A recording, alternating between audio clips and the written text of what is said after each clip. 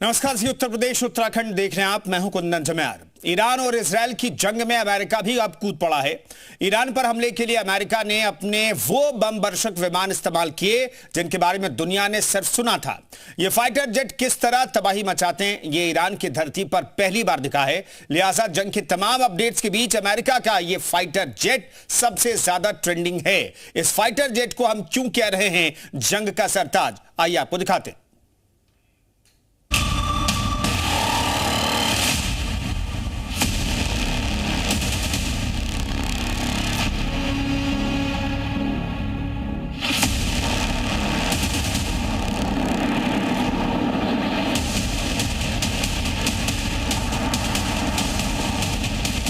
America के इस fighter jet को इसीलिए कहते हैं घोस्ट ऑफ द स्काई, क्योंकि ये वाकई घोस्ट है।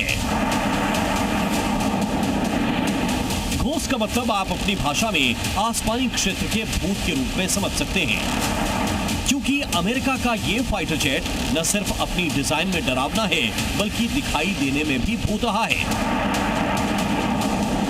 ठीक अंधेरे में मंडराते किसी चमगादड़ की तरह। आम फाइटर जेट्स की तरह ना तो इसकी टेल यानी पूंछ है और ना ही कोई हेडरूम।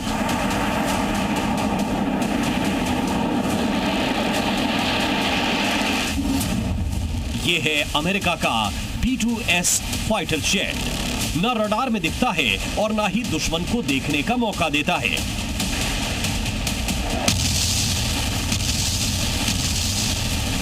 अमेरिका के 3 दशक पुराने B-2 बॉम्बर्स के जिस नए मॉडल ने ईरान के परमाणु ठिकानों पर कहर बरपाया, उसका नाम है B-2 spirit. Spirit B-2 bombers का ऐसा जनरेशन है जिसका तोड़ दुनिया में किसी भी देश के पास नहीं। ऐसा इसलिए क्योंकि इसकी तकनीक सिर्फ अमेरिका के पास है। इस फाइटर जेट की तकनीक अमेरिका ने इजराइल जैसे करीबी दोस्त को नहीं दी। उसने ईरान के खिलाफ जंग में उतरना कबूल किया, लेकिन B-2 बॉम्बर्स की तकनीक हर हाल में अपने पास एक्सक्लूसिव रखना चाहता है। खुद जंग में उतरा, लेकिन इजराइल को न B-2 बॉम्बर दिए न GBU-57 बम। ये जो बंकर बस्टर बॉम्ब्स है, ये इजराइल को भी दे सकता था। इजराइल से कह सकता था कि ये लीजिए जहाज, आप जाके ठोक के आए। क्या उनको जहाज वो उड़ाने आते हैं कि नहीं, ये मुझे मालूम नहीं है, लेकिन खुद चले गए हैं। अमेरिकी रणनीति पर करीबी नजर रखने वाले दीपक बोहरा की इस बात से आप खुद अंदाजा लगाइए कि B-2 बॉम्बर्स और जमीन के अंदर 300 मीटर गहरे बंकर को तबाह करने वाले GBU-57 बमों की तकनीक को कितना सीक्रेट रखना चाहता है। बीती रात ईरान के जो 3 परमाणु केंद्र फोडो, इस्फहान और नतांस तबाह किए गए, इसमें अमेरिका के इन्हीं दोनों एक्सक्लूसिव हथियारों का हाथ है। आसमान में 50,000 फीट की ऊंचाई पर मंडराते, रडार को चकमा देते B-2 स्पिरिट जेट्स और अपने टारगेट्स पर GBU-57 जैसा घातक बम गिराते। अमेरिका का दावा है कि उसने ईरान के तीनों ही बड़े परमाणु परीक्षण केंद्र तबाह कर दिए हैं। इसका ऐलान पहले खुद राष्ट्रपति डोनाल्ड ट्रंप ने किया। ट्रंप के दावे के बाद हालांकि ईरानी रक्षा और विदेश मंत्रालय ने परमाणु केंद्रों की तबाही की खबर को खारिज किया था। ये कहा था कि अमेरिकी हमले में उसके तीनों परमाणु सेंटर सुरक्षित हैं। यहां से कोई रेडिएशन लीक नहीं हुआ। लेकिन शाम होते होते अमेरिकी रक्षा मंत्रालय पेंटागन ने ईरान के परमाणु केंद्रों पर तबाही की तस्वीर कुछ यूं बताई। We devastated the Iranian nuclear program.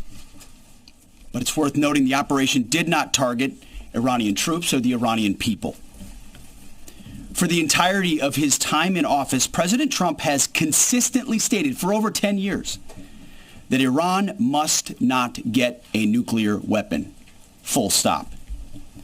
Thanks to President Trump's bold and visionary leadership and his commitment to peace through strength, Iran's nuclear ambitions have been obliterated. Many presidents have dreamed of delivering the final blow to Iran's nuclear program, and none could until President Trump. अमेरिकी रक्षा मंत्रालय के प्रवक्ता Iran के जिन 3 परमाणु ठिकानों को तबाह करने का दावा कर रहे हैं, पहले इनके बारे में जान लेते हैं ताकि ये समझने में आसानी हो।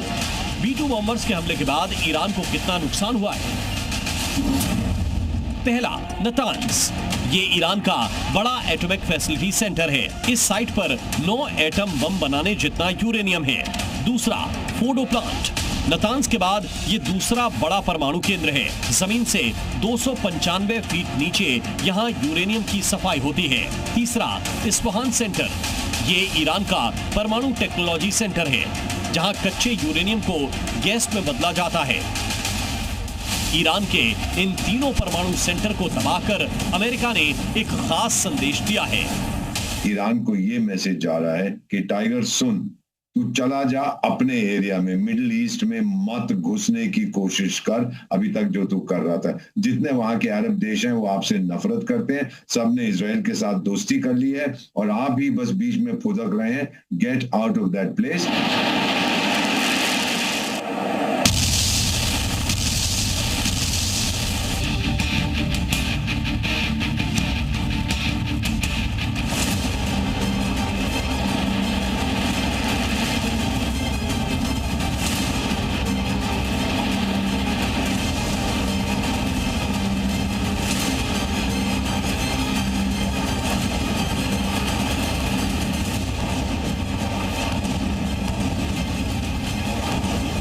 ट्रम्प साहब के बारे में कहा जाता था, इसको टाको कहा जाता था। ट्रम्प ऑलवेज चिकन्स आउट, आखिरी मोमेंट पे आके ये कुछ नहीं करता।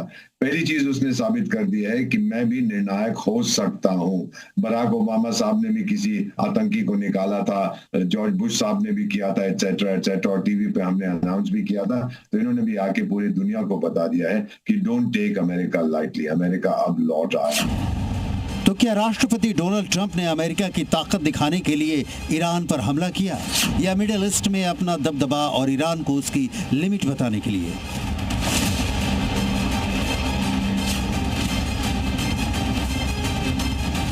इस सवाल का एनालिसिस दुनिया भर के वॉर एक्सपर्ट कर रहे हैं, क्योंकि एक दिन पहले तक ट्रंप के रुख को देखते हुए ऐसा नहीं लगता था कि अमेरिका इतनी जल्दी ईरान के खिलाफ जंग मैदान में उतर जाएगा, वो भी अपने सबसे शक्तिशाली बम वर्षक और 9 सैनिक बेड़े के साथ।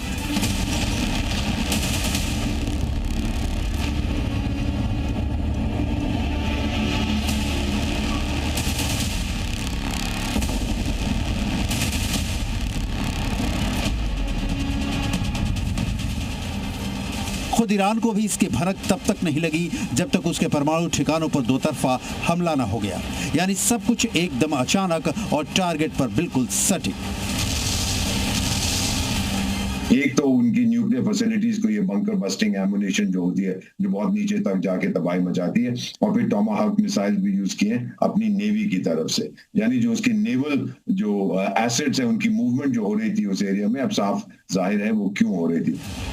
जैसा कि दीपक बोहरा बता रहे हैं, 13 जून को ईरान पर इजराइल के हमले से पहले ही मध्य पूर्व में तैनात अमेरिका के नौसैनिक बेड़े में हलचल शुरू हो गई, यानी सब कुछ बिल्कुल तालमेल के साथ चल रहा था। लेकिन जंग में एक हफ्ते बाद ही इतना बड़ा ऑपरेशन, अमेरिका का सीक्रेट ऑपरेशन मिडनाइट हैमर कैसे प्लान हुआ? ईरान के खिलाफ अमेरिका कुछ बड़ा प्लान कर रहा है, इसका अंदेशा तो शुक्रवार को ही चल गया था, जब बीच जंग में बेंजामिन नेतन्याहू अमेरिकी राष्ट्रपति से मिलने पहुंच गए। इस मुलाकात से बस इतना पता नहीं चला कि ईरान पर अमेरिकी बम वर्षक इतनी जल्दी टूट पड़ेंगे, क्योंकि खुद डोनाल्ड ट्रंप ने यह कहा था कि उन्हें अच्छी तरह पता है कि ईरान के supreme leader Ayatollah Ali Khamenei कहां छिपे हैं, लेकिन हम उन्हें अभी नहीं मारेंगे। उनका लक्ष्य है सरेंडर करना। अमेरिका के B-2 बॉम्बर अटैक से सरेंडर करेगा ईरान या पलटवार?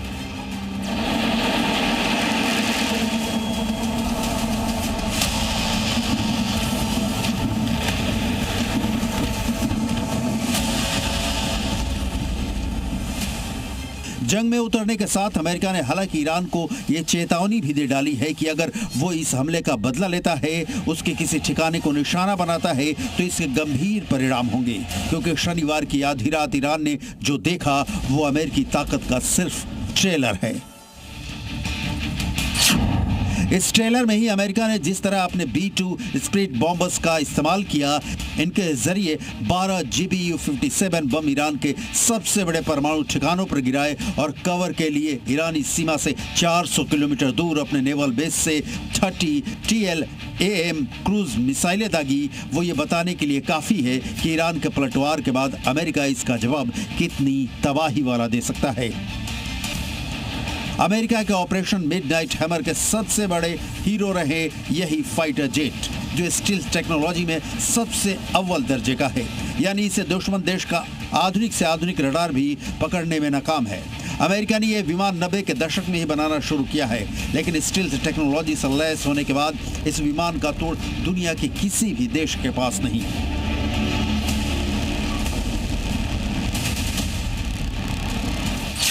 अमेरिका के पास ऐसे 20 फाइटर जेट्स हैं। इनमें से 1/3 हिंद महासागर में डिएगो गार्सिया द्वीप पर तैनात किए हैं।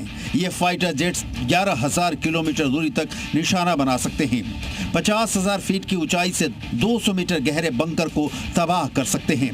ये 1,200 किलोमीटर प्रति घंटा की रफ्तार से चलते हैं। इनमें हवा में ही ईंधन भरा जा सकता है। ये एक बार में 18,000 किलोमीटर का सफर तय कर सकते हैं। एक बार में 1,800 टन पेलोड समेत परमाणु बम भी गिराने में सक्षम हैं। यानी अगर ये विमान अपनी पूरी ताकत पर आए तो अकेले ही किसी इलाके की घेराबंदी कर उसे तबाह कर सकते हैं। लेकिन सवाल है कि क्या अमेरिका के ताकतवर बमबाजों से ईरान डर जाएगा, या फिर उसके पलटवार का खमियाजा सीधे अमेरिका नहीं तो इजराइल को भुगतना पड़ेगा। ब्यूरो रिपोर्ट, जी मीडिया।